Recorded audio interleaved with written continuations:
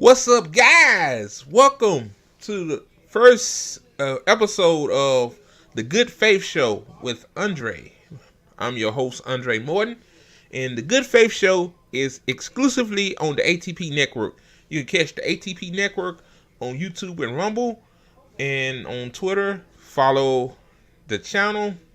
Follow the channel's official Twitter page at ATP Network 247, and also, too, donate to my comrade Trina Pants. The link is in the description. Live stream. So, if you're on YouTube and Rumble, go in the description, click on the link, read her story, and then you can donate. Or if you ain't got no money to donate, just share it with your family and friends, man. We gotta get the ball rolling. And also, too, I have a podcast. Subscribe to Real Recognize Real Podcast. Is available on all major podcasting platforms. And also, too, this is very critical right now. Donate to my best friend. She's more than just a partner of the ATP Network. She's my best friend. She's a CEO. Donate to her. Tired Peasant. She really needs our support more than ever now.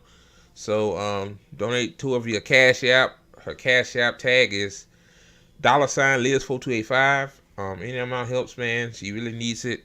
In this stage, that's what mutual aid for. When our comrades, our friends are in need, we should be able to help them if we can. By spreading the word out, just as important as donating. Like, I don't know why people just just down like I'm not able to. I'm like, you can retweet. Retweeting is free, or sharing the link is free, or retweet somebody's mutual aid request is free. Like, it's what my boy Ticket TV said. It's on the free 99. So don't be ashamed just to retweet it. I understand the disappointment of you not being able to, but I understand. I ain't mad. Hell, I ain't mad. If you ain't got it, you ain't got it. There's other ways you can contribute by sharing. Like, when you retweet something, it pushes out an algorithm on Twitter, for example. So, don't be ashamed to share a retweet. I just have to say that because, I can tell, like, some people, just hesitant to click the retweet button. Okay, I'm finna share my screen. Y'all can see my new logo of my show. Okay, the Good Faith Show. The meaning behind the name. My name, the former name, used to be Andre the Man Show. I woke up this morning in just a bad mood as usual. The same 99. I ain't gonna have to get into it.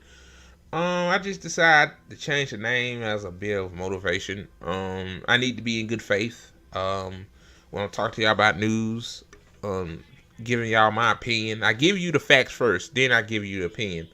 I want y'all to see that I'm in good faith. Being in good faith is not being so bitter and angry because things don't go your way. Look, man, people are busy. People got stuff to do. I'm not mad at them. Like, when I first started this network 2 months ago, back in July, I was so excited. Top Peasant, she was willing to take on another task because she already works. I work too, but she has more obligations than me and stuff like that. And she have a show, I have a show. We do tea time together, which is cool. Tea time, we allow guests to come on, and I ask them questions, or sometimes I let them just wing it. There ain't nothing wrong with winging it. And then we decided, I wanted to add more comrades to the show, so we can make it as a network. Everybody had their own show. They ain't got to do a show every day. Like, I'm not expecting it. Like, that's just dumb as fuck of me, of the channel this small, still in its infancy, to expect these motherfuckers to pretend like we RBN or something like that. Like, it's not that serious. So, that didn't really go into fruition because, either when we added people before, they just want to be contributors, which there ain't nothing wrong with that. We need contributors. Like if tea time we ain't got no guests, then hopefully we can hit them up and see they could come on and talk. Cause all the people on the network, they all have a unique perspective. That's what I like about this network. I think two other people bring energy to the network.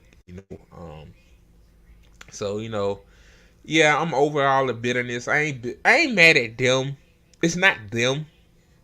See, I want to say that out loud because I want everybody to come back and say, "Motherfucker, you mad at me?" Cause I ain't no, I'm not mad at you. You didn't do nothing. I understand you got a life outside of this, but I'm just saying, like, I just had a big dream, but I should have just started it small, like this. I should have started like this, right? So yeah, got to be in good faith, man. I think I should have treated my cousin Willow better. I think she already was going through stuff.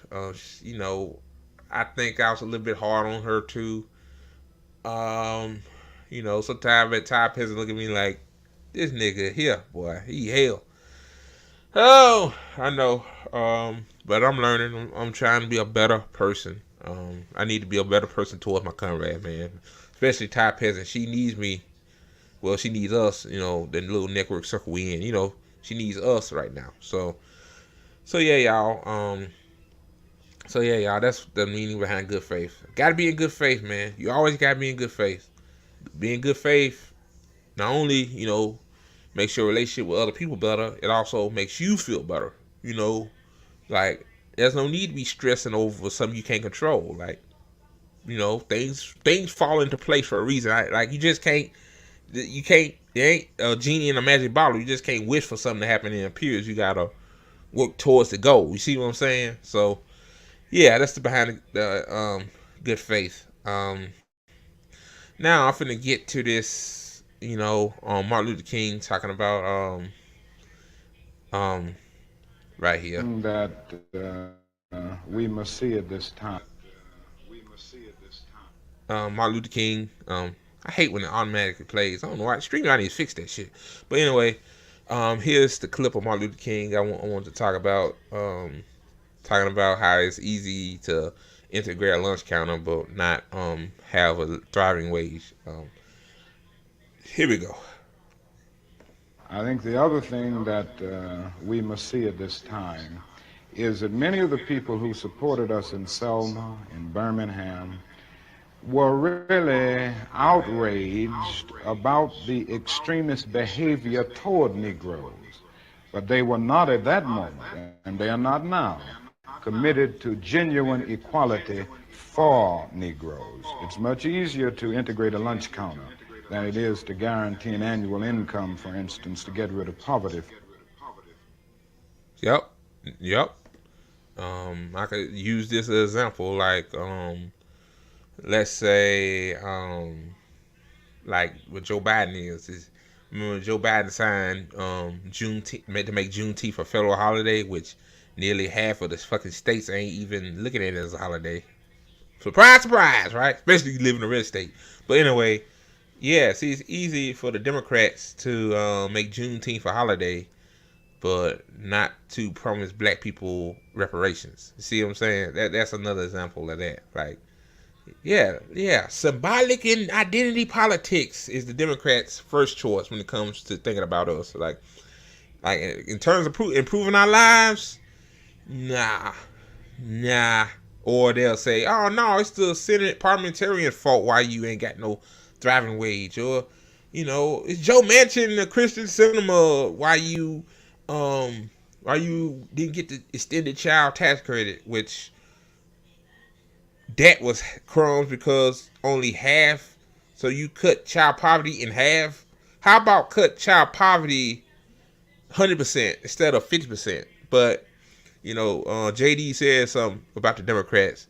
I hope I don't offend nobody. But the Democrats will brag about having their first transgender slave owner or something like that. He used to say all the time. And that's true. Identity politics. The slaves black. They brag about being first. The Supreme Court justice What that woman name? Fuck. They bragging about that. See, always identity politics. for Negroes and all poor people. It's much easier to integrate a bus than it is to make genuine integration a reality and quality education a reality in our schools. It's much easier to integrate even a public park than it is to get rid of slums. And I think we are in a new era, a new phase of the struggle, where we have moved from a struggle. Yep, and also too, it's easier to name the name a street after George Floyd than it is to defund the police. Like, yeah, see, they won't do that. Oh no, they actually add more police. And black people still getting murdered by police every day. So, yeah, see, that's what they do. For decency, which characterized our struggle for 10 or 12 years, to a struggle for genuine equality. And this is where we're getting the resistance, because there was never any intention to go this far. People were reacting to Bull Connor and to Jim Clark rather than acting in good faith for the realization of genuine equality. Yep. Yeah. See, yeah. Bull Connor's a racist piece of crap. That's what they would say. But genuine equality is, let's make sure there are no homeless black people. Let's make sure the black children go to bed with the bellies full. Let's make sure the black and brown people have housing. Yeah, just the thing that's genuine equality. But having a first woman Supreme Court justice, to them is equality, because one black woman among black woman around a whole bunch of men. So yeah, that's the Democratic Party for you. And also too, about Martin Luther King. I'm so glad Martin Luther King started becoming more radical. When he started becoming more radical, the FBI, the deep state said, "Nah, we gotta take this guy out. He going too far now. We let him talk all that rhetoric about white and black people white and black children holding hands, but no, you talking about fixing issues? No, we gotta take you out." So yeah, unfortunately, y'all know what happened. So yeah, let's stop the Martin Luther King, and yeah, and also too, I gotta be in good faith, man. Gotta be in good faith for myself, and I gotta be in good faith for others. So, okay, guys, what I'm finna talk about on this episode of the Good Faith Show, I'm finna talk about the Georgia school shooting, and I'm gonna talk about what J.D. Vance said about it being the fact of life, or whatever that bullshit he meant is. It's just, well, what a piece of shit. But anyway, and so I got this video from CBS News. It's the craziest thing about I told Tyler Pezzett came on to the Real Recognize Real podcast, was a semi-cast with at the time Andre the Man show, and I told her, I said, her kids were starting school last month, and I said I hope there will be no school shooting this year, but prove me wrong again. I can hope, I have some hope there wouldn't be, but here we are talking about this, man. It's so much going on. This is a 9-minute video. I'm gonna pause it and try to talk in between. Really, what more do you gotta say? Man, here we go.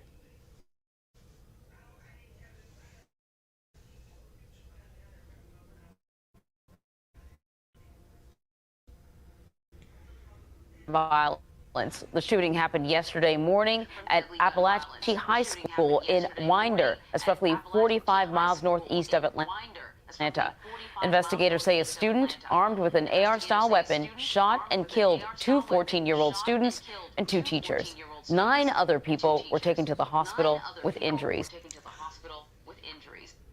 And my question is, what did this 14-year-old kid, get this weapon-style rifle from? Like, his father claimed that he didn't know his son had the rifle, but my thing is this, though, like, He got it from somewhere, dark market on the internet or something. Like, it's a lot of questions that need to be answered. It will in the coming days, but it's just crazy. Like, and 4 people died as a consequence. Mm-mm-mm. Classes have been canceled through the end of the week. All of this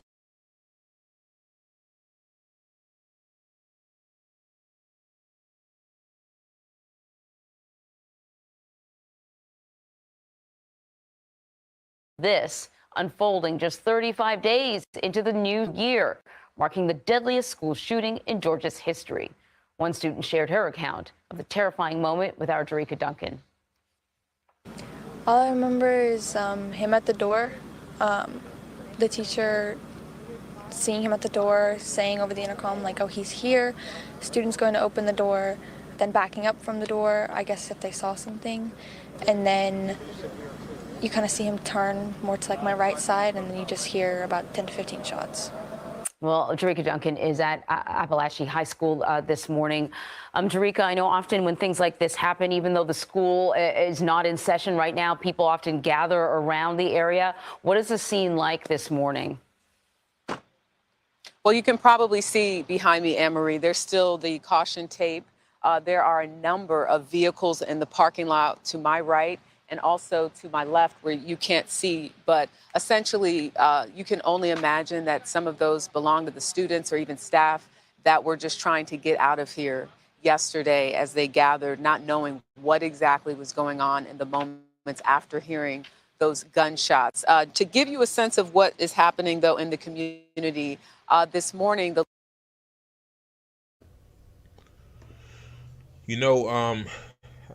Ty Peasant. This happened while Ty Peasant was doing her chill time, and I was doing producer things, making sure her show was able to go on YouTube and Rumble. And when I first heard of this, I was in awe because I was just scrolling online and I saw an active shooter in Winder, Georgia. I'm like, high school in Georgia. I'm like, what the hell? And I told Ty Peasant, and apparently it just started happening. She was trying to look for it on Twitter. Apparently it didn't, apparently people didn't really notice it till later on. So how quick shit can happen, man. A morning of doing shows, and this was a couple of days ago. And also too, they says classes are closed for the remainder of the week. Well, my thing is about that is, if I don't know how it feels to be in a mass shooting situation like that, but I would not go back to that school for a while, man. Like, holy hell, I probably would need counseling or something, because like that could be the 2 guys. If I was in that school, could be my best friend, or I could have loved that coach or that teacher.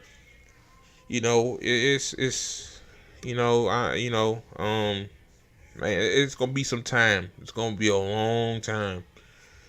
You don't get over shit like that in a week, man. No.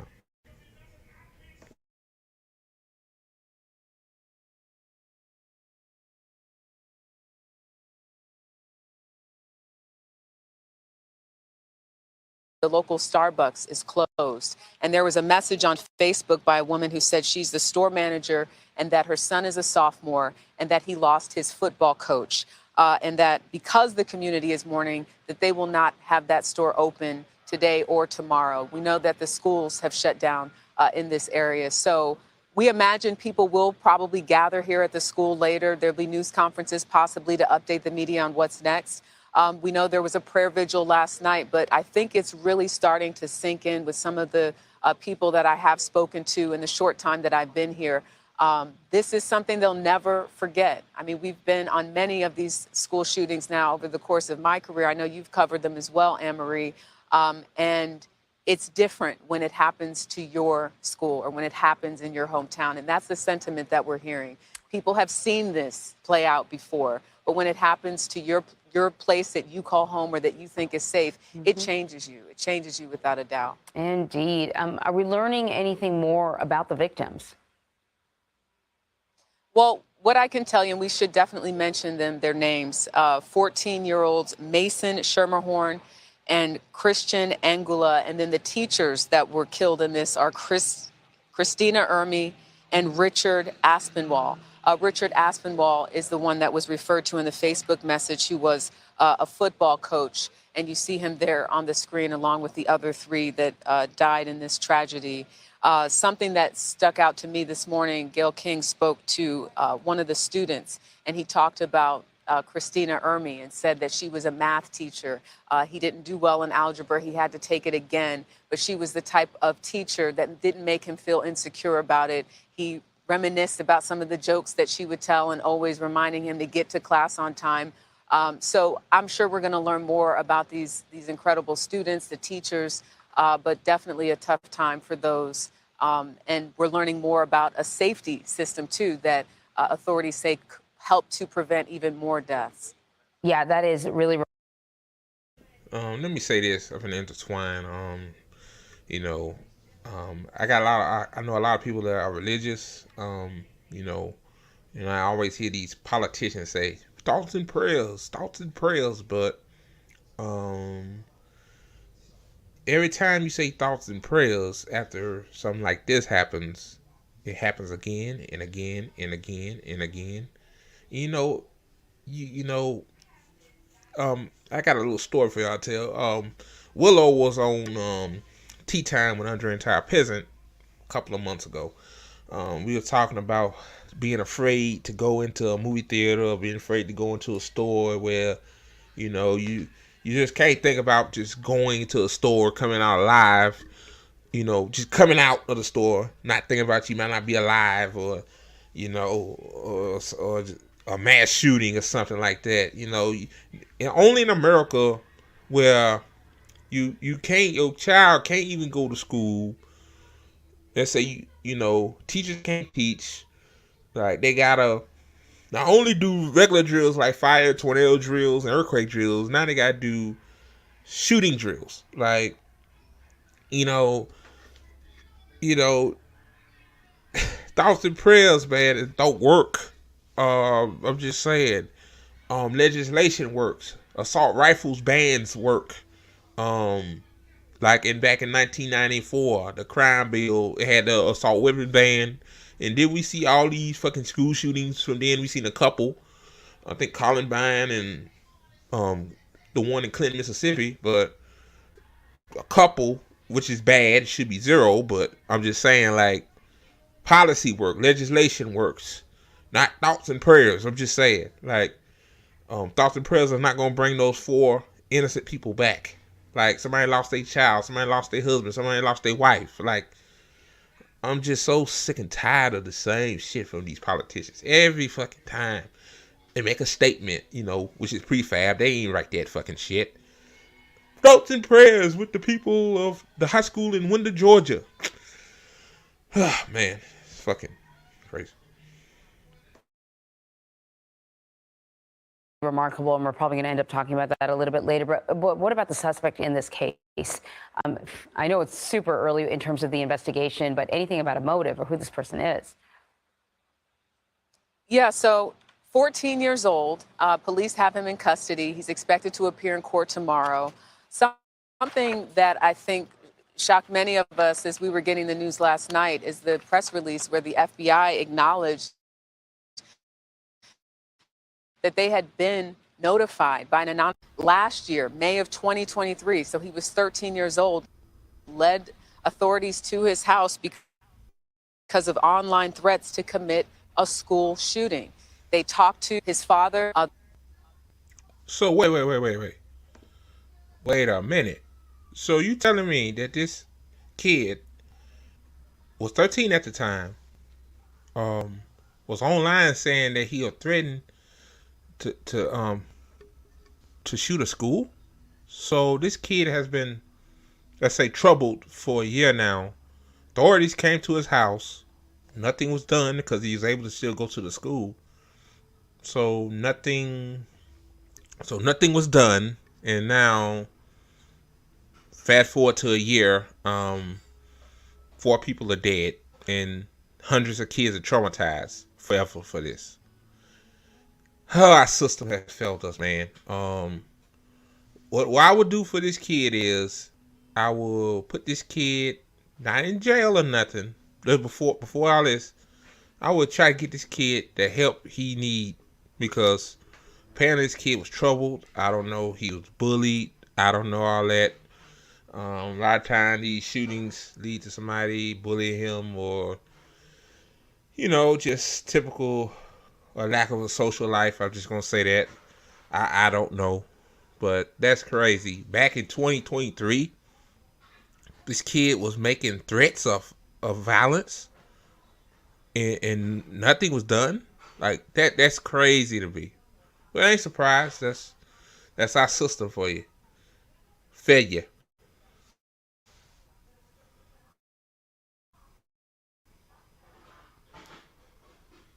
The father acknowledged he's a hunter, he had guns, but at the time, the suspect denied that he had made any type of online threats talking about a school shooting. And here we are more than a year later. So we do know that there were concerns about his behavior, apparently.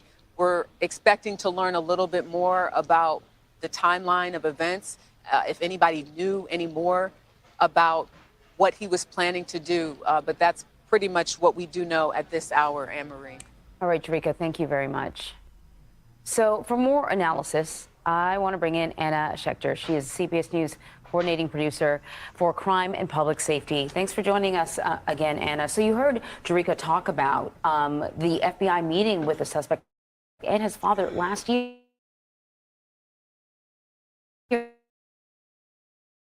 This is exactly how it sees them, but they weren't able to do anything afterwards. Can you talk about whether, what would sort of stop the FBI from any sort of intervention? It's a good system, it seems like on paper, but not always in practice. It's a great question.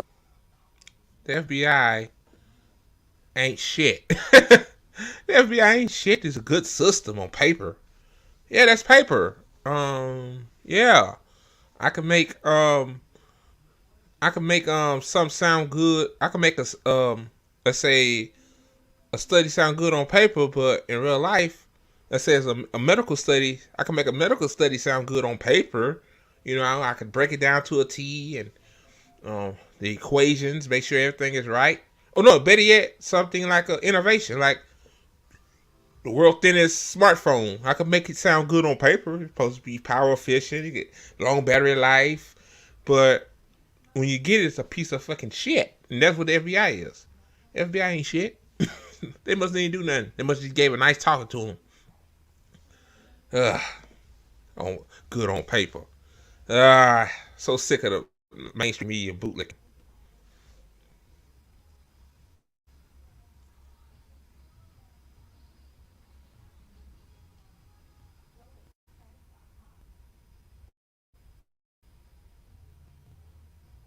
Look at the FBI at the national level. They were able to actually track this threat to a school, figure out that it was coming from Georgia, alert the Atlanta FBI, the local office, who then alerted the local police, who then went and found the family and questioned the father about this 13-year-old boy's threats online. At the time, the boy denied it, but the evidence was online. So all of that worked. So that system worked, and that's the great work of these federal investigators who are living online and monitoring hate. They're monitoring threats. So all of that worked. But if you look at Georgia State,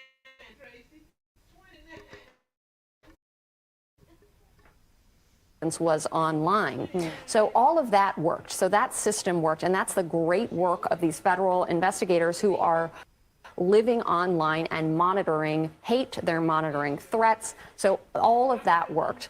But if you look at, I'm gonna say this. When it free speech, I believe in free speech, but these officials are doing more than monitoring hate speech and threats of violence. They also monitoring what you say, like if you pro-Palestine or communist, like they monitoring that, which isn't good because just like how they monitored Malcolm X, Martin Luther King, once Martin Luther King went radical, they took him out. See, that's the bad part of the FBI and the CIA.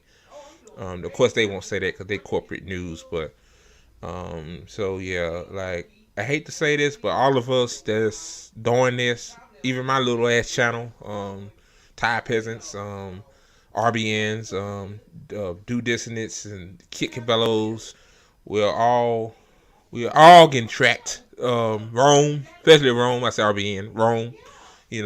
We all getting tracked because of our rhetoric, not because of what we say. It's how we move. They don't like that. So they sitting here acting like the FBI only try to protect the people. No, they don't. No, they don't. My thing is, again, before I play this again, like, why did this kid get any kind of help? Because apparently somebody that thinking to do a mass shooting at a school somewhere, psychologically your mind isn't right. So maybe if they gave this kid some help, those 4 people, the 2 kids and those 2 teachers would be alive. Like,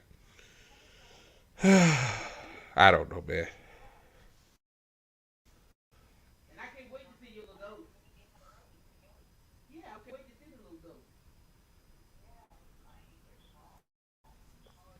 Georgia state laws. They have the weakest gun laws, some of the weakest gun laws in the country. They are right down there in the bottom 10, where there are no red flag laws. And the father told police that he legally owned guns, that he enjoyed hunting. And so those AR-style guns are allowed if you obtain them legally and they're used for sport. There are no laws restricting a family from having those guns, even if the federal investigators had flagged a potential problem. And that's where we have this breakdown. So if you look at the map, there's this patchwork of gun laws, and it varies state by state, and it makes it very difficult to have a comprehensive solution to this problem. We keep seeing these school shootings. We keep seeing mass shootings. This year, 2020. Yeah, mostly when you're in a red state, typically, really all these red states have piss poor gun laws. Not just Georgia.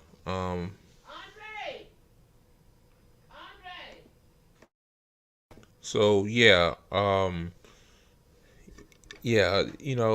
mean, that's the consequences of not having no strict gun laws. Now, I'm not anti-Second Amendment.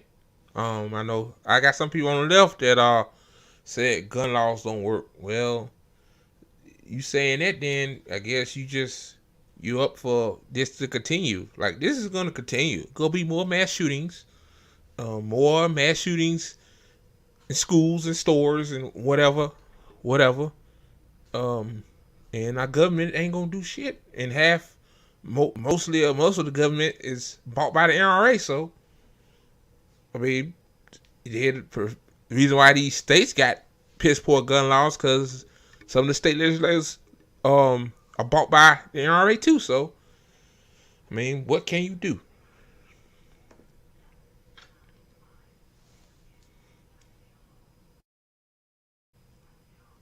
Is on track to be on par with this upward trend in gun violence.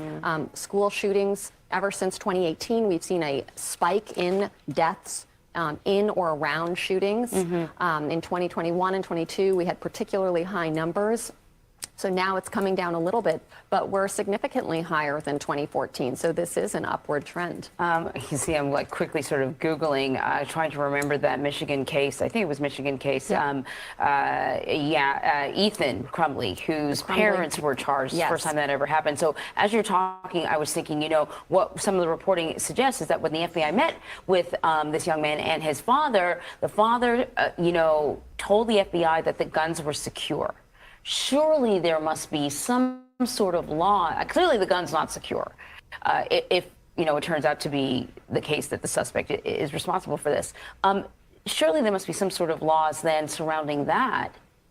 Well, the father said that the boy never had access, unsupervised access to the guns. And so at the time, and the FBI put out a statement that at the time, there was no kind of legal recourse for officials to take to actually step in and confiscate those guns. So there were no laws that would have. I'm gonna say this. I bet if there was a black father, I bet they would confiscate those guns. Yeah, I hate to bring up race, but you know, oh man, they don't know. I mean, you know, I'm getting off on a tangent here. They don't want no black folks to start having guns, like being like that. Like, yeah, they'll confiscate a black father's guns, you know, for the safety. But this father was white, so yeah, the FBI said, your son post some threats on social media. The son said, I didn't do it. The FBI said, okay, no training, no special counseling, or nothing.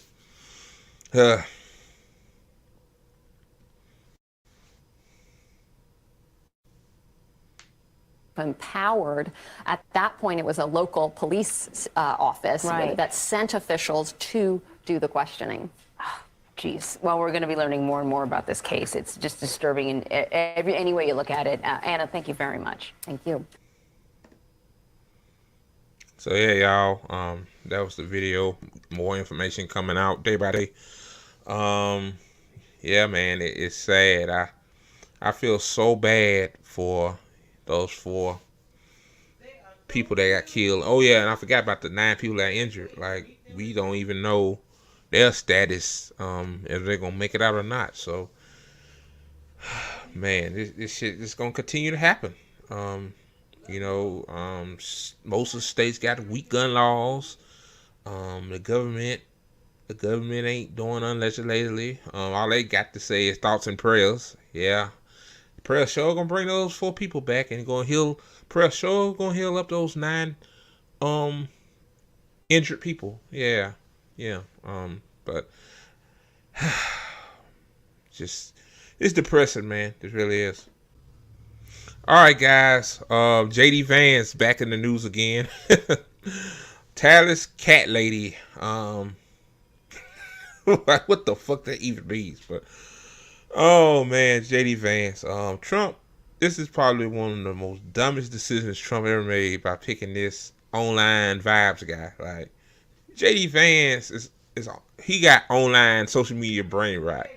The things he say is shit that weirdos with 10 followers on Twitter and live in their parents' basement trolling me and my comrades. That's the shit they be saying. Tireless cat ladies and all these conspiratorial bullshit. But anyway, JD Vance says something about school shootings that piss a lot of people off. I'm about to play the video here. Oh boy. JD Vance just keeps stepping in more shit. Oh man, fuck this guy anyway. Here we go.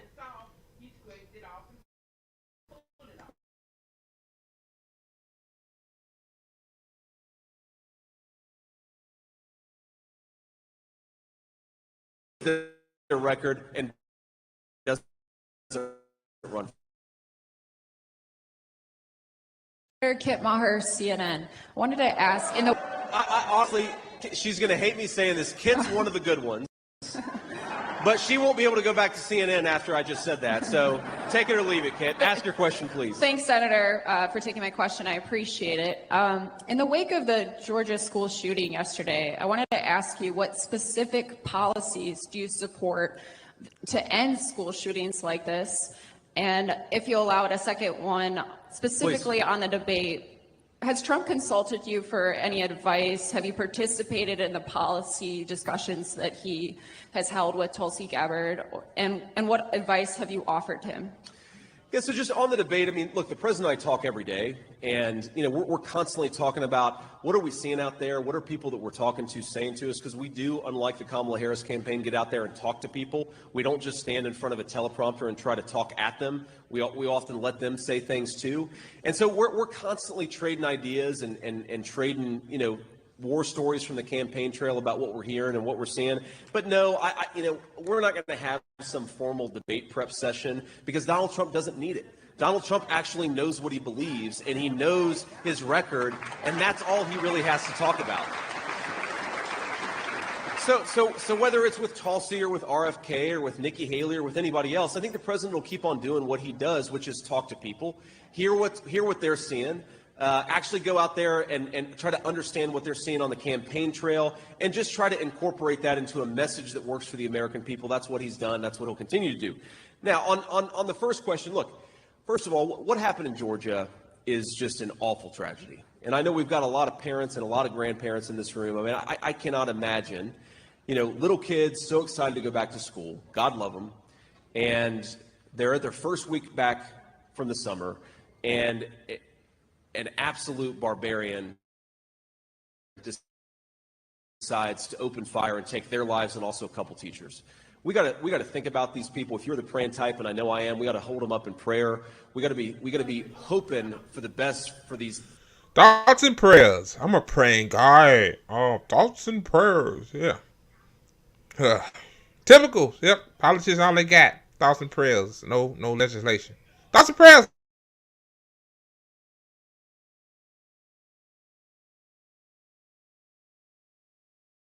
For this incredible community, because no parent should have to deal with this. No child should have to deal with this. And yes, after holding these folks up in prayer and giving them our sympathies, because that's what people deserve in a time of tragedy, then we have to think about how to make this less common. Now look, the Kamala Harris answer to this is to take law-abiding American citizens' guns away from them. That is what Kamala Harris wants to do. But we have to ask ourselves, we actually have been able to run an experiment on this, because you've got some states with very strict gun laws, and you've got some states that don't have strict gun laws at all. And the states with strict gun laws, they have a lot of school shootings. And the states without strict gun laws, some of them have school shootings too. So clearly strict gun laws is not. I can't let him. That's a lie. Actually, the states with the least amount of gun restriction laws have more school shootings compared to the ones that do. So, yeah, I had to say that. JD Vance is a fucking idiot, man. He's an idiot.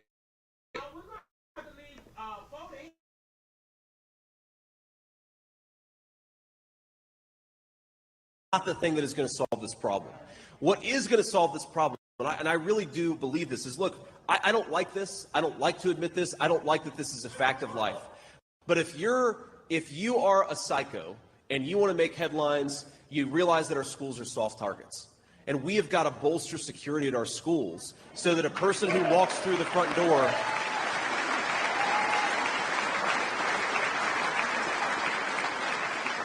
we've got to bolster security so that if a psycho wants to walk through the front door and kill a bunch of children, they're not able to. And again, as a parent, do I want my kids' school to have additional security? No, of course I don't. I don't want my kids to go to school in a place where they feel like you've got to have additional security, but that is increasingly the reality that we live in. And a bunch of my colleagues in the Senate, we actually worked on legislation that would give schools more resources to bolster their security, because if these psychos are going to have to go after our kids, we've got to be prepared for it. We don't have to like the reality that we live in, but it is the reality that we live in, and we got to deal with it. Yeah, JD Vance is a piece of garbage. Fact of life. Yeah. Yeah. Oh man, all these politicians are a piece of shit.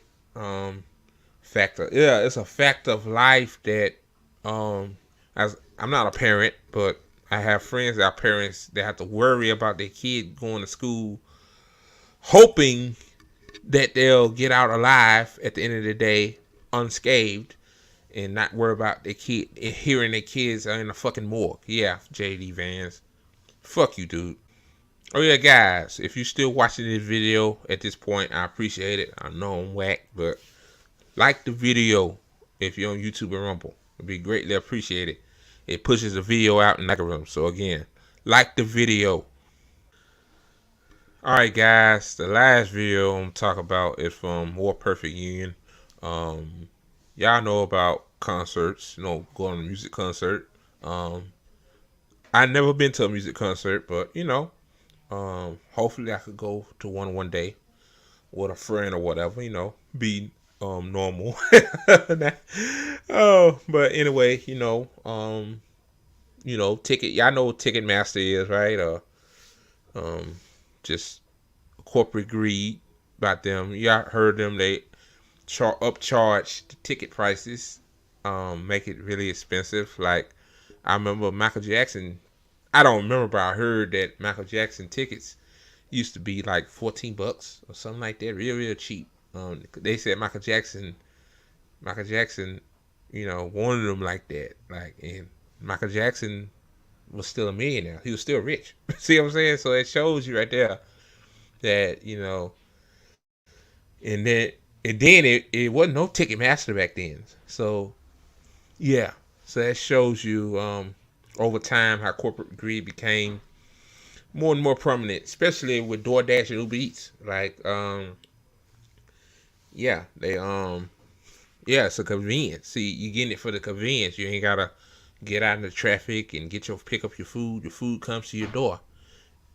It's convenient, but the problem is that lying about minimum wage laws to raise prices, and then have the masses argue over they don't deserve no minimum wage because I paid $25 for a medium coffee in Seattle. They want us divided. To argue over that. So, without further ado, I'm gonna play this video and pause in between.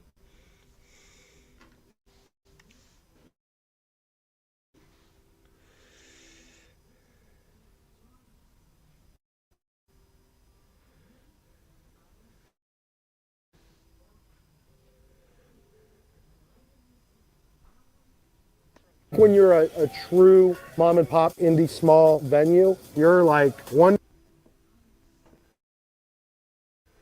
When you're a true mom and pop indie small venue, you're like one person and you're doing like 6 jobs. You guys here with the water department? You guys need drink tickets? You want me to do it? Here's a list for a backup. I could be up on the roof later working on the air conditioning for all as we know. Let's do our little security meeting then. How you doing? You all right? Are you sweating? How the heck did that happen? If you haven't grabbed the plunger, then you're not an indie venue owner. This is Tom. He owns a small rock club in Tampa, Florida that fits about 400 people. Come on in. Venue owners like Tom are the secret artists responsible for orchestrating all of your favorite concert moments. Very soon, about 400 people will make their way in here for this concert. We're almost there. And Tom is getting squeezed. We used to operate about 25-30% margins in 2019. And now it's literally like 3% margins. And the same people that are squeezing Tom are the ones. Holy crap. 3% margin? He ain't making no money doing this anymore. That's insane. Holy crap. Gouging you for concert tickets priced at thousands of dollars. So if you can't afford to see your favorite artists, and the people putting on the shows aren't making any profits, who is making money? A giant corporate monopoly, of course, the two-headed beast of Live Nation and Ticketmaster. We're going to dig into just how they not only ruin the concert-going experience, but set the template for making everything in the American economy, from food to airline travel and healthcare, shittier and more expensive for all of us. I can go through a day where 100 people say to me, we love you, we got to figure out how to keep you here. And how can you not be making money? Every time I turn around, you're having a sold out concert. I'm like, listen, here's the thing. The big dogs are literally just gonna swallow me. There's a hierarchy in live music, both in the sizes of the venues and the popularity of the artists. At the base are the small independent venues like Tom's. That's where traditionally most artists cut their teeth. Then in the middle tier, you have venues like the Pabst Theater in Milwaukee, Wisconsin, owned by Gary Witt. And at the very top, you have the big dogs Tom mentioned, the arenas, mostly owned by giant corporations like Live Nation, and the artists that can fill them, your Drakes, Taylor Swifts, and Beyoncés. Today, only that top tier that charges you thousands of dollars for tickets is able to sustain itself. But it didn't used to be this way. At one point, this top tier didn't even exist. The venues used to be a lot smaller, even for the biggest artists in the world. And the tickets were cheaper too. It's 1956. Teenagers in Miami are lining up outside the Olympus Theater all day to see Elvis Presley, the king of rock and roll. It's the hottest ticket in town, and it costs $1.50. Holy shit. $1.50 to see the King Elvis Presley. Hey, thank you very much. Yep. And look, look at it. Is it the admission price $1 $1.33? You know, okay, state tax 4 cent and the federal tax 13 cent. Now these days, the admission price is say $100. Ticket Live Nation fee $50. Online reserve fee $100. Going to bathroom fee $50. Breathing fee $10. Like, yeah, that's corporate greed right there. Dollar $1.50 back in 1956. Man, that's when my mom was born. Holy shit.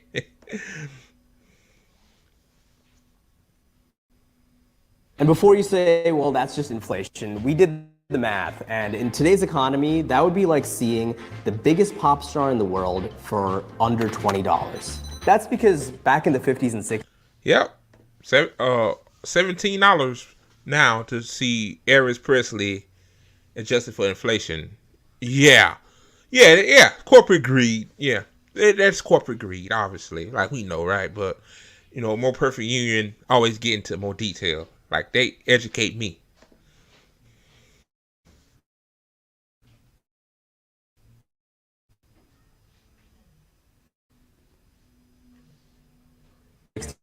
These musicians expected to lose money on live shows because the tour marketing for their own. That's where the real money was. Shows were short, usually less than 30 minutes, and they were small, often too small.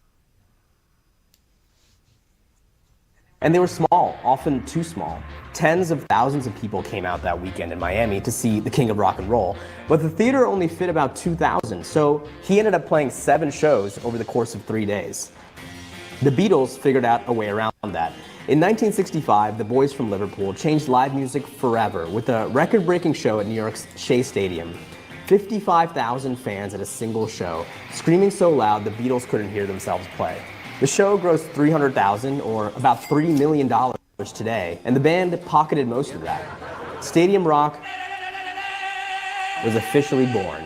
And in the years to come, it would only become more successful, all thanks to basketball. In the 60s, the NBA and NHL were massively expanding their league sizes, which led to a new crop of huge indoor stadiums, most notably Madison Square Garden and the Forum in LA. Bigger outdoor. Big artists might make up to $100K after playing a week's worth of shows at a mid-sized theater. But with these stadium and arena shows, they could make that much in just one night without raising the ticket price. Case in point, the most expensive ticket for that iconic Beatles show was $575, or $56 today. And it stayed like this for decades. We looked up more ticket stubs from the biggest acts of the 70s and 80s. And when we adjusted the prices for inflation, we were surprised to find that every single show we looked up between 1970 and 1989 cost almost exactly the same, around $45. A price that would have also gotten you into the Beatles' iconic Shea Stadium show back in '65. But in the 1990s, everything in live music changed because of 3 groups: Ticketmaster, Live Nation, and Pearl Jam. First, there's Ticketmaster. Today, concert ticketing is mostly digital, but before the 90s, tickets used to be sold through call centers, at stores, or at box offices. Me and my loser friends, we gotta go get Aerosmith tickets. Top priority of the summer. There were a number of different ticketing agencies, and they made their money by charging venues a fee for handling all the technology and logistics of selling tickets. But Ticketmaster inverted that, and instead of charging venues, they started making money by charging fans, the infamous service fee. This incentivized... That's what I'm talking about right there. Yeah, convenience fee. Yeah, see? Now it's online reserve fee and all kind of fees they come up out of their head, Yeah, all these fucking fees, it goes to them, Yeah, which is crippling small venues like that guy in Tampa, Florida. What's his name was Tom? Oh man, this capitalist system sucks. Even back in the 90s, that's when shit was starting to come around to circle.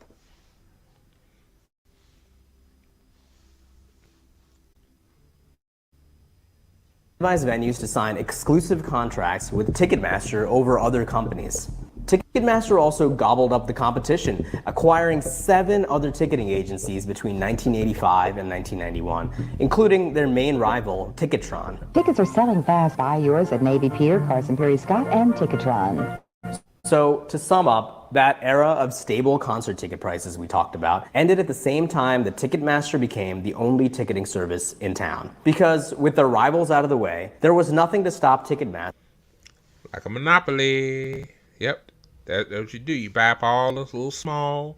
That Walmart did. That Walmart do too. You buy up all the small mom and pop shops, and you know, and then you add Walmart. And Walmart takes over the town, close all the small mom and pop stores out. I'm trying to repeat myself. Oh man, but yeah, I know what I'm talking about. Yeah, corporate monopoly. Amazon the same way. You know, Disney is a monopoly. You know, buy Marvel, buy this, buy ESPN, buy ABC. You know, same shit.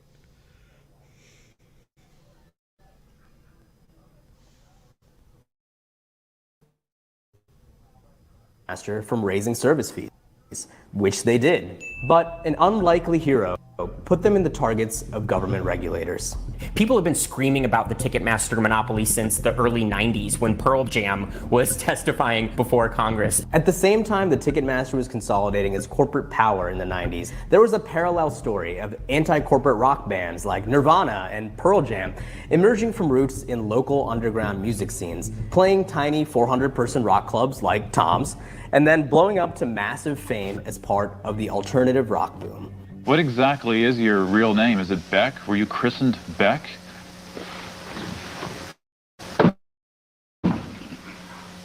All right.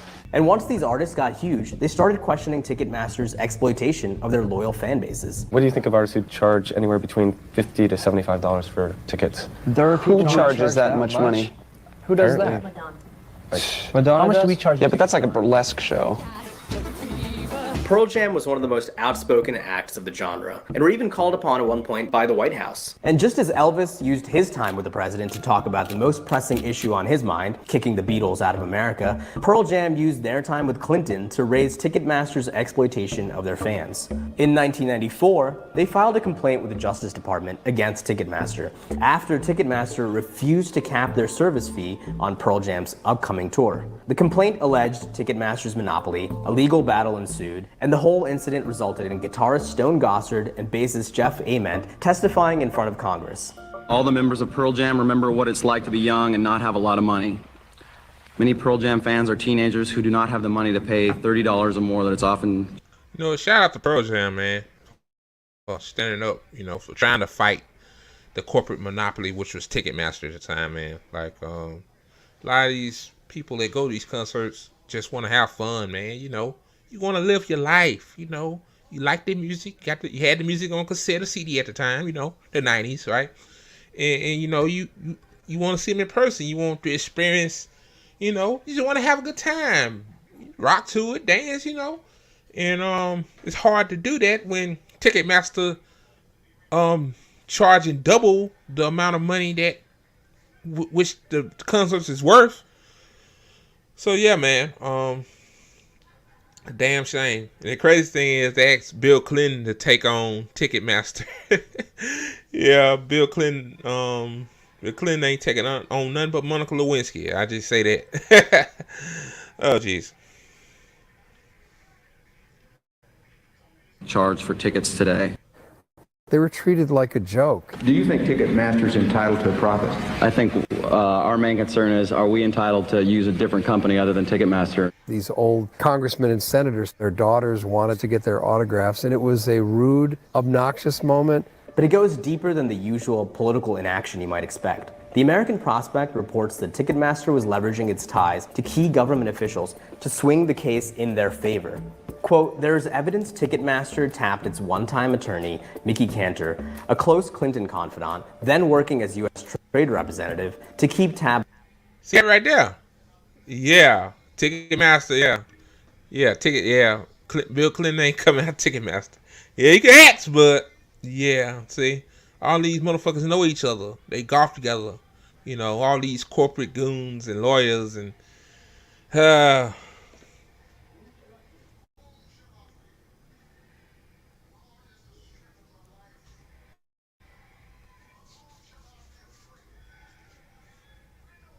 On the case. It's confirmed that Cantor had made calls on Ticketmaster's behalf in 1992 while he was general counsel of Clinton's presidential campaign. Pearl Jam tried to do the tour without Ticketmaster, but they were just too powerful.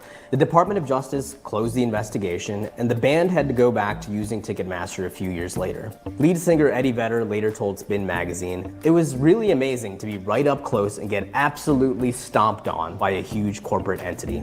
And what did the Ticketmaster CEO at the time have to say about all of this? When you bring that up, it's irrelevant to me. No one thought that ticketing was a business. I thought it was a business. I'm not ashamed of that. So that's how Ticketmaster turned ticketing into a business by inventing a fucking corporate goon, the service fee, and ushered in the era of rapidly rising concert prices. But where business is, like that thing said, charging excessive fees. Yeah. How does Live Nation come into all of this? Just 1 year after this whole debacle, a radio mogul named Robert X. Sillerman founded a concert promotion company named SFX Entertainment. What is a concert promoter, you ask? Promoters do all of the work of arranging the logistics of the show. They book the artists, the venues, the vendors, they handle all of the payments, and they literally promote the show to the public. From SFX, Got Milk presents Britney Spears Live.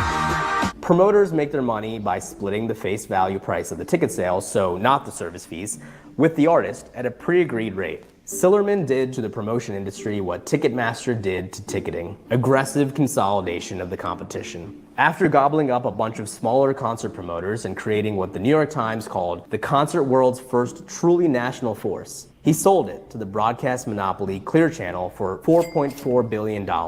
And used the money to buy a controlling share of Graceland, the estate of Elvis Presley. You know, the guy whose tickets used to be $1.50. It's good to be the king. Maybe we one-up them, because maybe we own the king. I think it stinks. Clear Channel spun it off and Live Nation was born. But ticketing and concert promotion aren't the only businesses involved in putting on a live music tour. And Live Nation started slowly making their way into other business lines. It is also an artist management company, a venue operations company, and it runs sponsorship and advertisements for major concert tours across the country. So by the early 2000s, you basically just have two companies that have dominated all of the various businesses in live music. But that wasn't enough for them. Live Nation wanted the whole industry to themselves. Live Nation was starting its own ticket selling business to compete with Ticketmaster. Yeah, that's right. It was a battle of titans like Batman v Superman or Godzilla x Kong. But just like in those movies, the showdown was a bit anticlimactic and turned into more of a buddy movie. Did we just become best friends? Yep!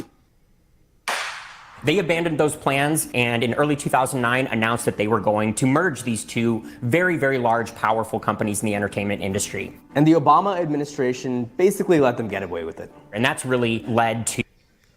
Yeah, Mr. Hope and Change. Obama supposed to be the man of the people. I'm gonna let Ticketmaster and Live Nation come together, because, I can't say nothing because, I'm bought by Citibank and BlackRock. These corporate goons. To a very dominant monopoly power for Live Nation ever since. They control at least 60% of the top venues in the country, 80% of the primary ticket selling market. We made a video with Cory Doctorow in 2022 that talked about this merger and the history of weakened antitrust policy that led to it. You can watch that here. But today, we're gonna dig more into Live Nation's business model. How does this giant company actually make money? They might own all of these various business lines, but they're not all equal. At the core of this business model is its concert promotion business. It is a capital-intensive, hard-to-run business with ostensibly very low margins. And Live Nation will talk a lot about how they're only earning about a 1.3, 1.7% margin on their concert promotion business, which is pretty small. The way that they are able to do that is because their concert promotion business really drives the rest of the other business lines. So it drives their ticket selling operation, where Live Nation actually gets something like a 37% margin. It runs their sponsorship advertising business line, elicits a 67% commission. Live Nation makes almost no money on concert promotion, and they make most of their money charging concertgoers like you massive service fees and getting sponsorship deals, both of which require very little. Yeah. So yeah, that's how they make their money. You know, right there. He said it right there.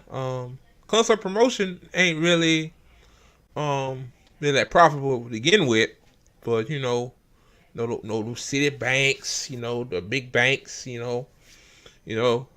got the big money, So I mean, what else can I say? I mean, yeah, they screw over you, and they screw over these artists. The artists get screwed too. Yeah.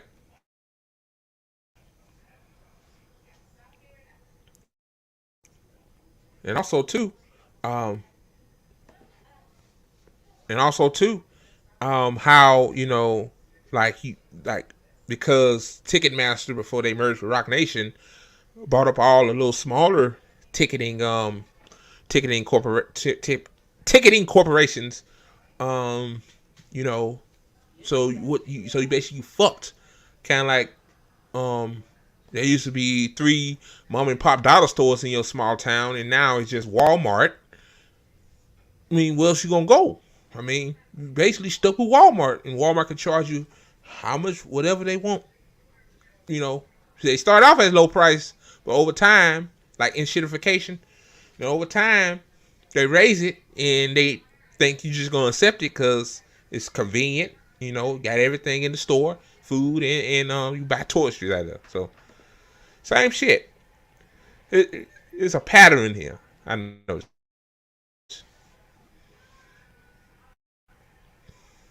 Upfront investment. They just use the concert promotion business to direct traffic into the parts that do make money. It's the ability to get market share, which allows you to be able to generate. So basically, they use concert promotion as a facade to trick the artists into saying, "Hey, you promote with us, we are able to increase your the eyeballs on you, and we get your ticket sales up, and also screw over your fans too, because they got to pay us all these unnecessary excessive fees, and then we get money from the city banks of the world and the Chases of the world, the advertisers, they come in and you notice some of these concerts. I notice I be saying like sponsored by this corporation or sponsored by. Now this video make more sense.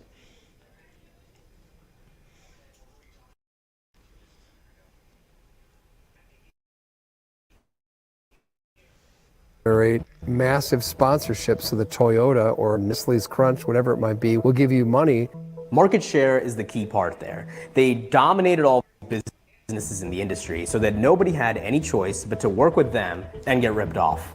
Artists, for example, often don't have a choice but to use Ticketmaster for ticketing and Live Nation for promotion. Let's imagine we just played a sold-out show at a venue Live Nation owns and operates. When an artist plays these venues, they're required to use Live Nation as the promoter. We have practically no leverage in negotiating them. If they want to take 10% of the revenues and call it a facility fee, they can and have. If they want to charge $30,000 for the house nut, they can and have. And if they want to charge us $250 for a stack of 10 clean towels, they can and have. And Live Nation's market dominance also means you don't have it. That's crazy. Charging $250 for clean towels. What the fuck? They probably ain't high quality towels. Yeah, so maybe if you're a Beyonce or Taylor Swift or some other major artists, you probably do have leverage, but if you're a smaller middle scale or smaller artist, you basically fucked because you know what you ain't got no other no concert promoter out there but Live Nation and the ticketing. You probably don't get much money because after they take their fees out, you know what I'm saying? So, and then these days, these artists are not making money off their music sales because we got Apple Music, Spotify, Pandora, I think, Tidal, um, with that too. And then those companies are taking most of the profit. And some of these artists are getting like cents to the dollar on these songs per play. Like so obviously they get a little bit more in concerts, but that's why I think all this shit is entangled together.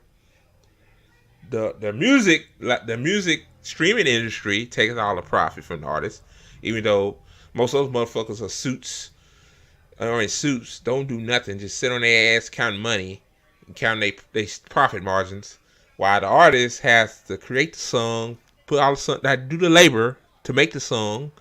You got to make it likable, and then they get screwed. Then you ain't making no money off your album, so you got to have tours and concerts, and you have no competing no competition because the only thing you got is fucking Live Nation. So Live Nation taking some of your profit away because due to all the fees and stuff and overcharging your fucking fans. So that's why I'm finna get to it at the end of this video. I think I'm halfway done anyway. Everything need to be worker co-opted. These artists need to come together and make a worker co-op because they workers too. So really, you performing for way less than you deserve, just like the workers that work at a factory. That factory should be worker co-opted. So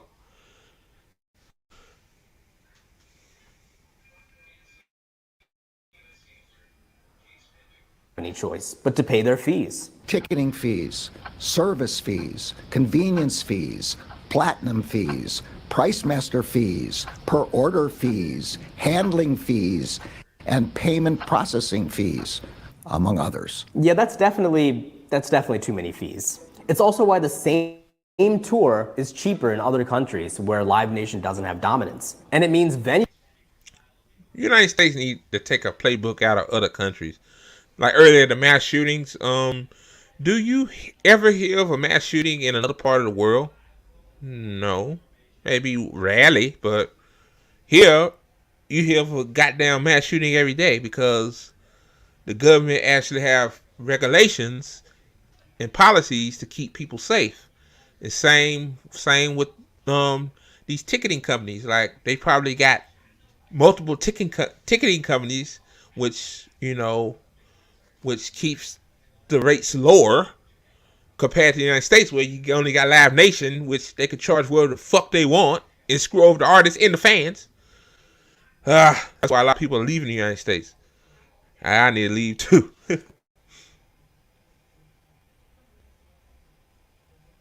venue owners don't have freedom to choose either. If you don't choose Ticketmaster, there are consequences to that. Live Nation might refuse to run shows at your venue, so you are deprived of the hot concerts that people want to go to. That hasn't stopped some venue owners from trying, though. Tom and Gary don't work with Live Nation, but Live Nation's reach still infiltrates their choices, even when they're made with the best intentions for the fan experience. Here's what happened when the Radiohead side project, The Smile, played at the Pabst Theater. That show, I know this don't correlate, but that's why, if you run third party independent, that's why you have no say. That's why you have no coverage in the media, because both the Democrats and the Republicans, they gain so much power and influence on the media, which pick whatever fucking paper or article distributor you want, New York Times, Washington Post, New York Post, or whatever. That's why they lean left. I mean, not left, lean liberal or lean conservative. So, yeah, it's money influence too. A lot of those donors that donate to those politicians also probably have some stake into those publishers too. Those New York Times and the Washington Post and all them too. Jeff Bezos and the Washington Post. So yeah, same thing with this. If you decide not to use Live Nation, you basically fucked. Same with the third party independent. That's why current man like Ty Peasant said voting is an illusion. It is. Because vote, you're supposed to have choice, but at the end of the day, you don't. Same with this. What these artists have to go through, man. It sucks.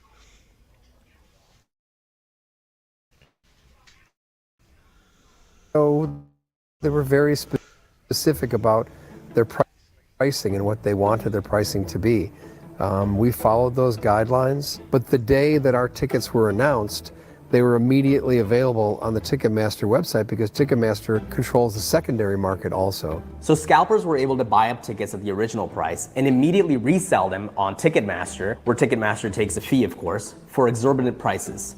So the people that went out and spent $350 for the tickets that were supposed to cost $55, they take that out on the artist, or they take it out on us and blame us. But in the meantime, we're all just a part of Live Nation and Ticketmaster turning the wheel of meat so they can keep increasing those margins on service fees and on secondary tickets that feed the rest of their business because, again, they use our business as a loss leader. And because concerts are a loss leader fueling their other businesses, Live Nation doesn't even care if sold out shows are mostly empty because half the tickets were lost to scalpers.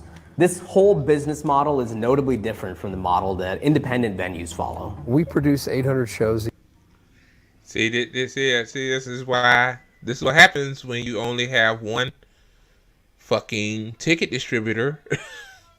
You have scalpers, which that should be a fucking crime. Like a ticket that's $40 and then you're gonna charge somebody $350 for the same ticket to a concert. That should be a fucking crime. But it's okay. Just like, remember some of you guys that probably game and stuff. Y'all remember those Xbox? Well, most of the PS5. PS5 more popular than Xbox, but some of the Series X's and the PS5s, they was how much was it, $400, and the scalpers bought them all at that price and turn around, and I think they're more than that. I don't know how much it was at the time, but scalpers bought them all and resold the motherfucking consoles, which ain't no different, ain't much, the same console that was $400 was $800, $850 on eBay, and eBay don't care. Like eBay get a cut from that. Hell, they don't care. I remember a lot of gaming based channels on YouTube was talking about scalpers and stuff. Like Walmart will like have a sale on PS5 and then minutes later they be sold out because all the scalpers bought them all. Buy 5 and 6 of them, and then you screwed. Then if you desperate to get another console, which I mean, my thing is you ain't got to buy a new. You shouldn't have to buy a new device every year. Well, it's talking about phones and stuff, but at least gaming. One thing I say about gaming consoles, at least they don't come out with a new console every year. Even though they have these pro models that come out every 2-3 years, which is stupid to me. But it is what it is. Okay, back to this now. A year. In order for us to survive, for our 300 plus employees to survive annually, every single show we do, we have to find ways to be able to generate revenue. It's quite the opposite with Live Nation. To recap, Live Nation, the premier live music business, doesn't really care about the actual business of putting on live music as much as it cares about the business of scalping tickets and selling Dunkin' Donuts sponsorships. And they've taken away the freedom to choose for everyone in the industry. Live Nation is really controlling the entire ecosystem of most of the concerts that people are going to in this country. Everything from the point of sale system to the staffing at the bar to what is being sold at the bar and for how much. They're dictating what tours get to come to your venue, how tickets are sold, and at what price they're sold, and what fees are attached. Listen to this artist put it a little more bluntly. So basically, before that artist say what you gotta say, so basically, they tell you how to jump. Next, they'll tell you how to play your music, your artist, how to dress. That's gonna be next. It's ridiculous. If you're a venue, you have to go by all those rules because this capitalist system, Rock Nation, lobbied our politicians, and our politicians bend their knee to them. See, now some people, now you see why things don't get done in this country. That's why you see people more to the far left won't change, because especially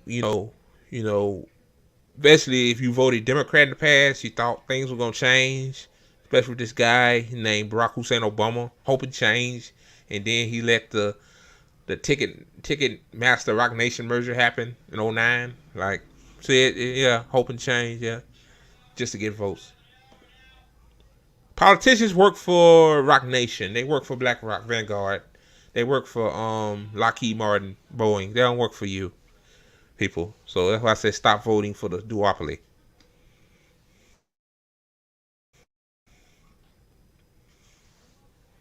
And then it hit me, oh my gosh, they own all the venues. It's a monopoly. So then now they just want my body in this room so they can sell food and alcohol. So then they're going to make tons of money. And then they got me like schlepping around the United States talking about, I want to be famous.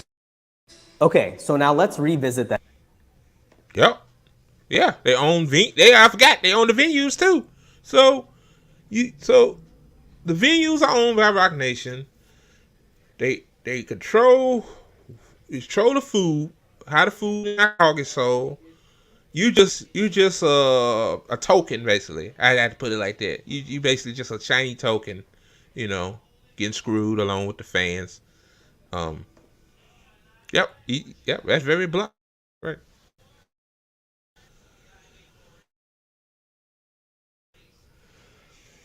That pyramid of live music again. 10 years after the Live Nation Ticketmaster merger, the COVID pandemic shook the foundations of this hierarchy to its core. No matter where you were in the country, rooms like this were the first to close and the last to reopen. Large corporations were able to position themselves much better coming out of the pandemic than we were as indie establishments. We have never gotten back to where we were in 2000. Yeah. It's always interesting me.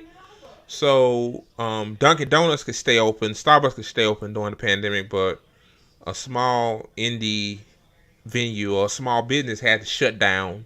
Like, yeah, there's just something wrong with that, I'm just bringing up examples here, like, basically, if you're a small business, you're not owned by the top 1%, you basically fucked during the pandemic. But if you Taco Bell or McDonald's, you stay open. You're essential. Yeah. Total bullshit.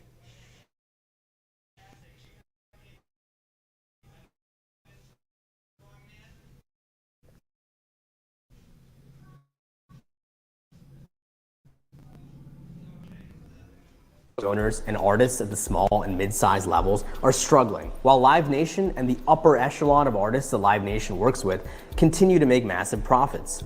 But there is hope. And I'm gonna say this,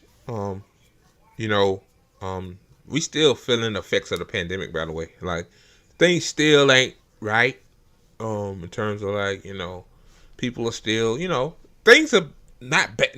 Would never normal to begin with. I'm just talking about, like, just the way things ran. Things are still off.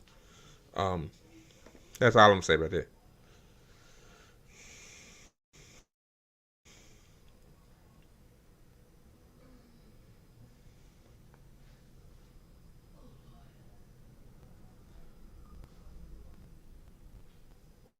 Hope. Regulators are finally doing something serious about this. That video we made back in 2022 was part of a larger campaign from the breakup ticket Ticketmaster coalition. In October of 2022, American Economic Liberties Project, where I work, and a bunch of allies started the Break Up Ticketmaster Coalition, which has sent over 100,000 letters to the Justice Department with narratives from artists and fans and venues and independent promoters talking about the Live Nation monopoly and encouraging the Justice Department to do something about it. And it turns out, unlike in 1994 when it was just Pearl Jam testifying, the Department of Justice decided they couldn't ignore the mass outcry of anger at these corporations anymore, and they filed a lawsuit.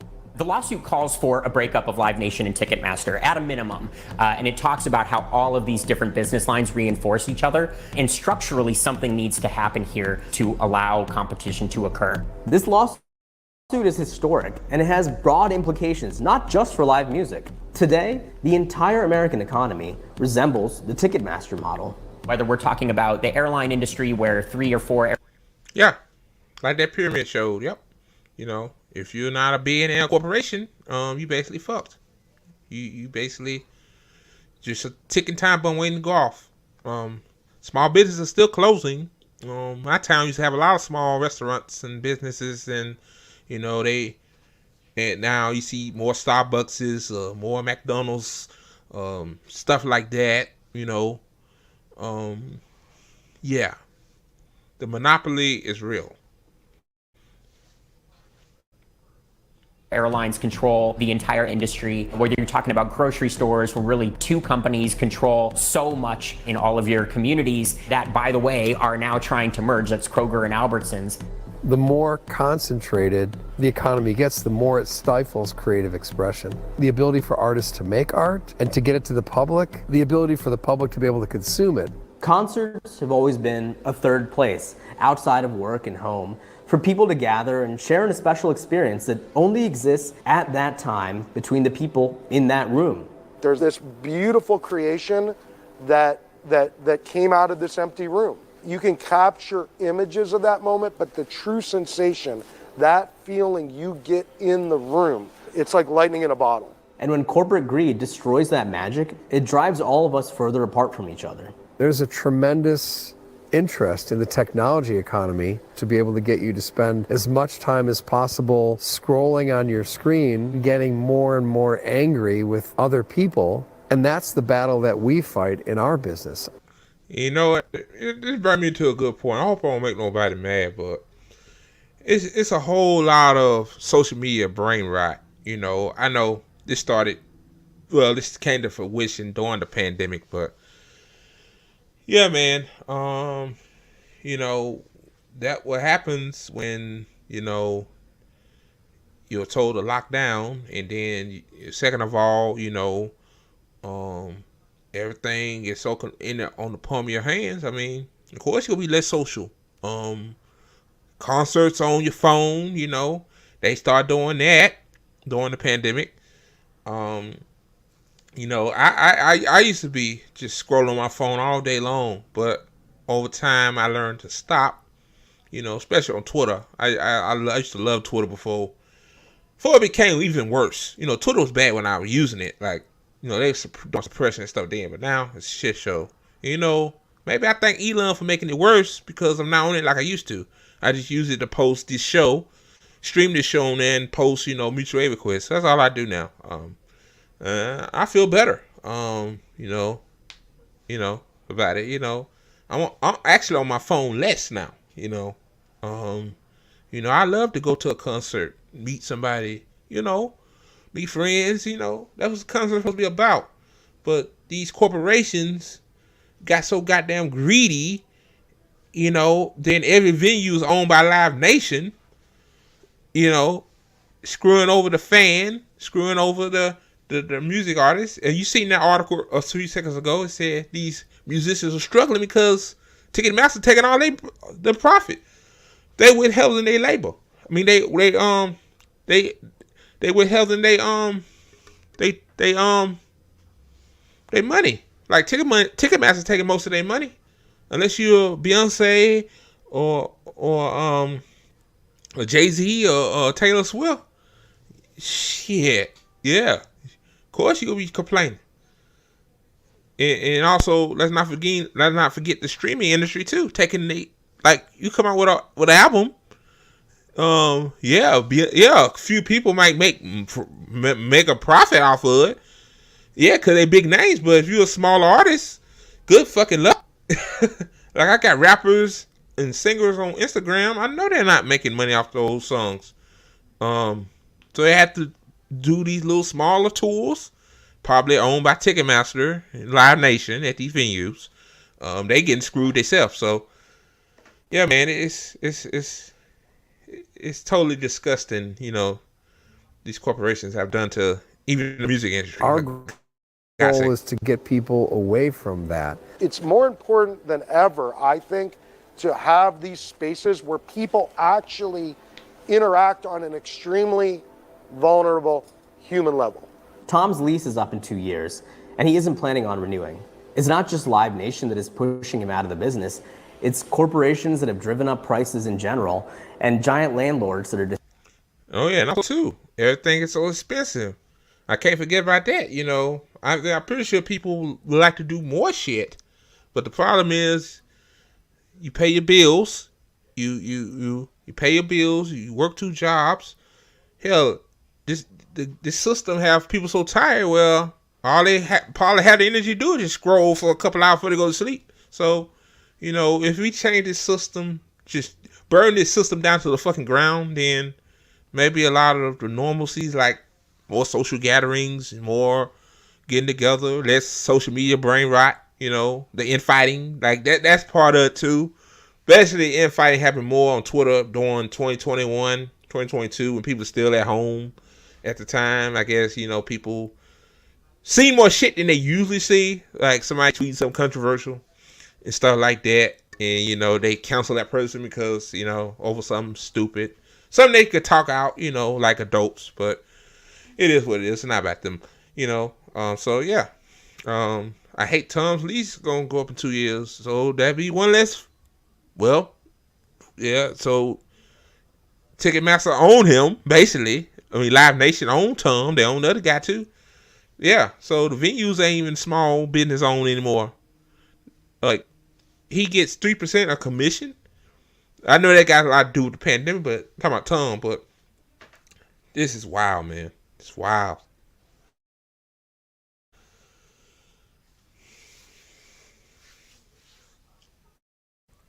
Destroying his community. I've been doing this work in these rooms since I was 20 years old. I'm 50 right now, 4 to 5 nights a week. I've always been very hands-on. 4 to 5 nights a week, I've been in these rooms creating that magic.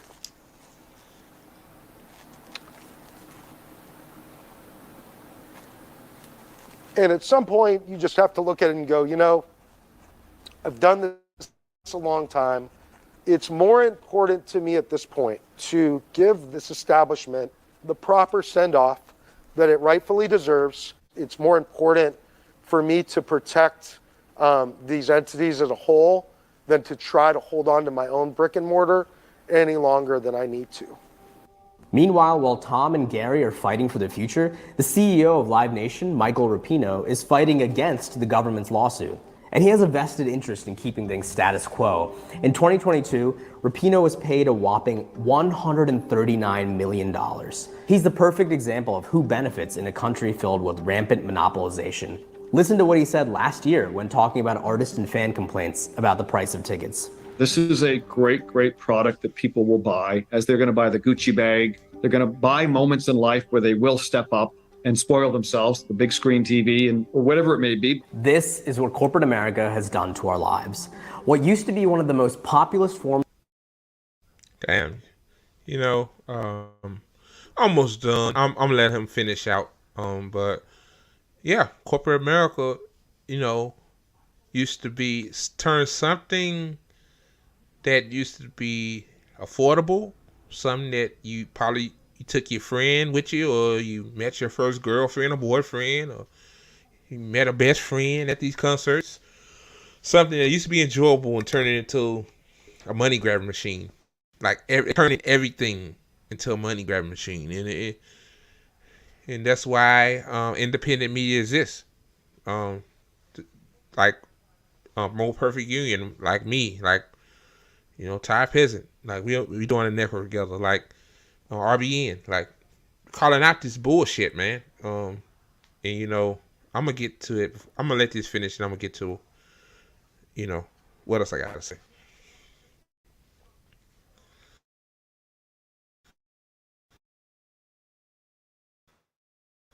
Forms of entertainment is now a luxury good.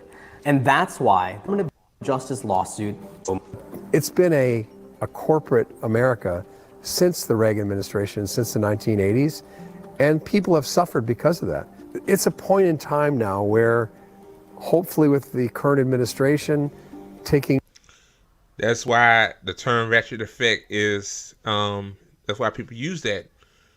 Push you to the right. It pushes you more to the right, like the 80s.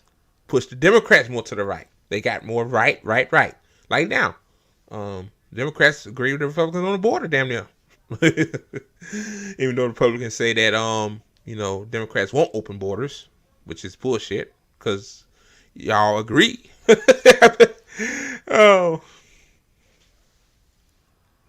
Seriously antitrust in America, that this isn't just about Ticketmaster as a monopoly. It's about so much more than that. Hey, before you go, if you like this video, please like and subscribe.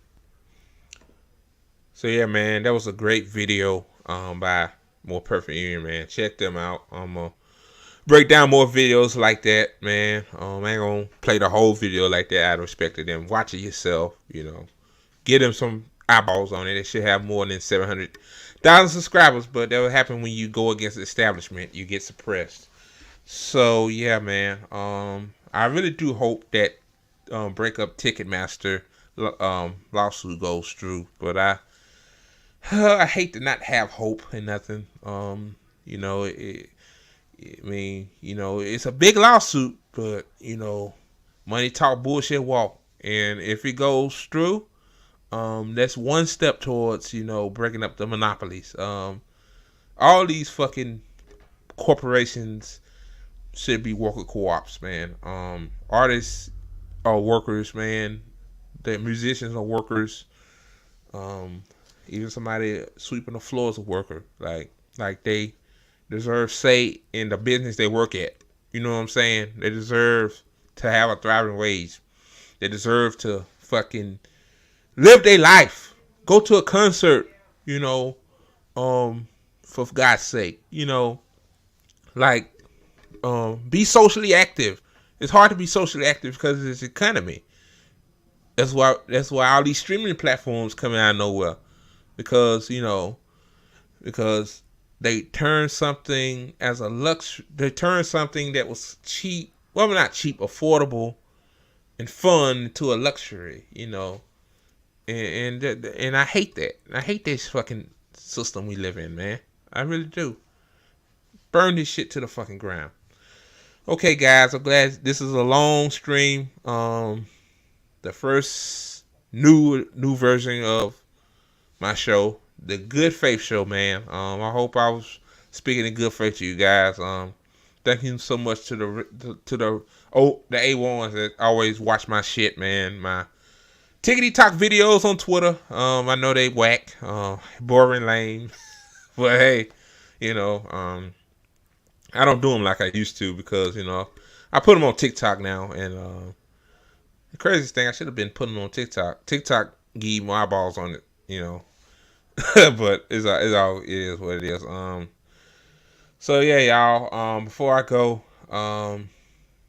any last word about JD Vance? Facts of life, facts of life that a parent has to worry about their child getting shot, or a loved one that knows somebody that's a teacher worrying about their significant other, their family member getting shot. Like, yeah, that's just facts of life, These are the same motherfuckers said the same thing about COVID. Yeah, it's facts of life, because we bought by corporations. Let's get the economy running again, even though it's a pandemic out there killing thousands of people. Like, yeah, same shit, These politicians, what else can you say? Shameless plugs. Subscribe to my podcast, Real Recognize Real, available on all major platforms. Follow the ATP Network on Twitter at ATP Network 247. And my best friend, she's is it one thing is another. She needs more help from us, y'all. So please donate to a Thai peasant via Cash App. Liz4285, man. I'm trying to help her the best way I can. I'm trying to start a mutual aid network for so she have more help. And also too, y'all, like the video. Come on, man. It's just one tap of your finger. Free. Or I think it's a new feature on YouTube where you can double tap the screen and it likes the video. Do what you can, like thumbs up button or double tap the screen if you're on YouTube. Remember, like the videos as well. So yeah, y'all. That's the end of the Good Faith Show with me, Andre. Hope y'all enjoyed it. If y'all didn't, let me know in the comment section what I need to do better. I remember this one troll say I suck. Well, I suck, but thank you for viewing it. You pushing me and the network out. So even though you trying to even though I do, you think I suck. Thank you for watching. I enjoy that. I need the motivation. Okay, y'all, I'm done. Have a good day, y'all. And thank you for watching the ATP Network Voice